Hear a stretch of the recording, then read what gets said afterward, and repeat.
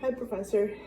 I'm Angela Cabrera, and today I'm going to be presenting the Alka-Seltzer experiment that I did.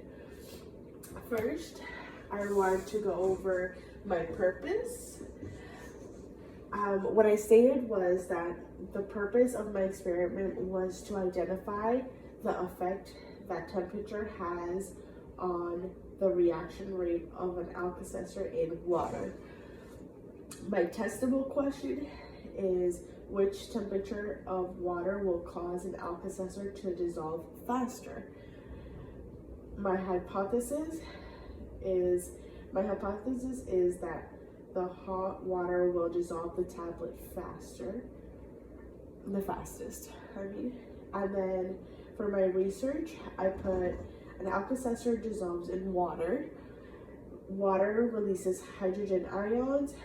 When the Alka-Seltzer is dropped in the water, it reacts to what's in the Alka-Seltzer, which is sodium. I'm gonna mess this up.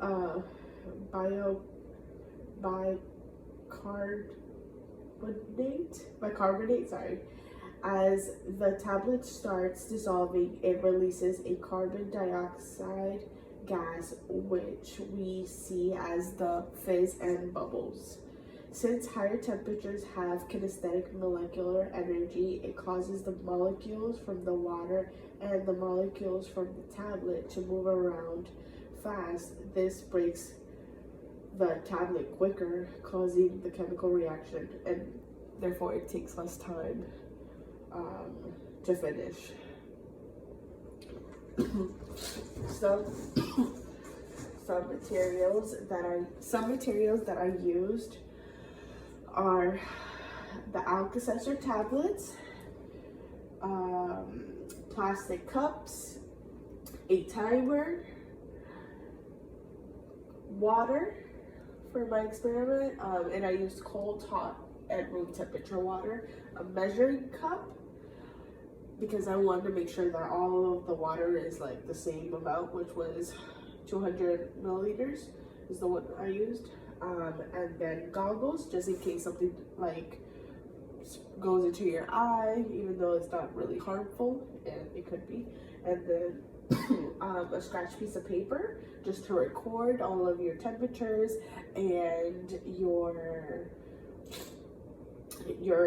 like the amount of seconds it takes for the tablet to dissolve, and also a thermometer to measure the temperature out. The procedures that I put are, for the experiment procedures, grab the cup, mark it room temperature, cold water or hot water, then fill the cups with 200 milliliters of water. That's why you would need the measuring cup, and you will also have a pencil and paper that you can record your experiment with. Next, you will grab a thermometer and record the temperature on the same piece of paper of each cup. For the cold water temperatures, it varied. The ones I did, it varied from 65 to 70 Fahrenheit. That's for the cold water. And for the room temperature water, it varied from 78 to 80 degrees Fahrenheit. And for the hot water, it varied from 95 to 100 degrees Fahrenheit. Following that, you will put your goggles on and set your timer, and then drop the tablet, and then record how long it takes for the tablet to dissolve. So for right here, it's kind of small, but these are the graphs, and then it shows the trial. So I did 3 trials in total, and then I put it into like rows, which were hot water, room temperature, and cold water. Here we can see for the first trial, for the hot water, it was 25 seconds. That's how long it took for the tablet to dissolve. And this is all the first trial. And then for the room temperature first trial, it was 59 seconds that it took for the tablet to dissolve. And then for the cold water, it took 1 minute and 4 seconds for the tablet to dissolve. And then I kept doing all of the trials. And then I also did the average. So for with the hot water, the average is 27 seconds for the tablet to dissolve. And then for the room temperature water, the average was 56.3 seconds. And for the cold water, it took 1 minute and 10 seconds for it to dissolve. So you can see there that it definitely took longer for the tablet to dissolve in the cold water instead of the hot water or the room temperature. And then this is also a graph that I put. I did a line graph. Here shows the time. So I put all the times that it took, and you can see like how the hot water, it remained pretty like low, the time that it took for it to dissolve, and then in the cold water you can see that it went up in time because it did take longer for it to dissolve. And then here is my data analysis. As you can see from the grid and graph, the hot water was the quickest to dissolve the Alka-Seltzer tablet. With each trial, as the temperature becomes hotter, the time decreases. All trials were consistent all across.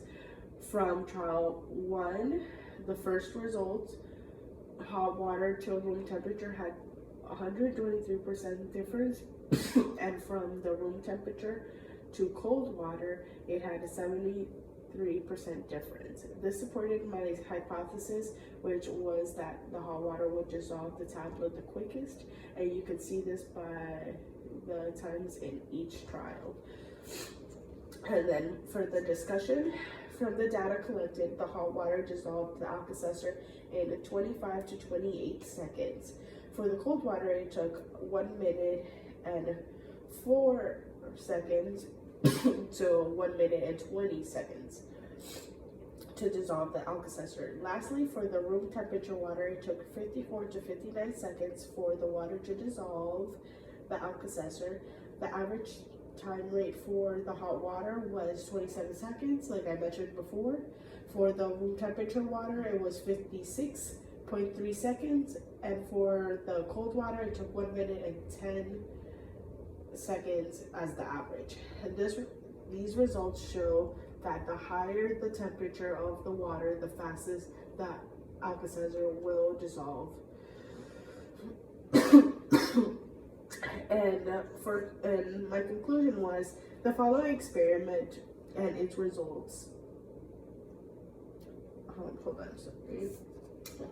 The following experiment and its results, the Alka-Seltzer dissolved quicker in water temperatures that had a rise in temperature. This supported my hypothesis completely. I stated that the hot water was the water temperature that would dissolve the Alka-Seltzer the quickest. My results and my hypothesis were connected to my research, since higher temperatures have kinesthetic molecular energy. It causes the molecules from the water and the molecules from the tablet to move around faster. This then breaks apart the tablet quicker, causing the chemical reaction that takes less time. Causing the chemical reaction that takes less time to finish. And that's my project. It was really a great project to do, and I'm sure that any student in the classroom would enjoy it. Thank you for everything.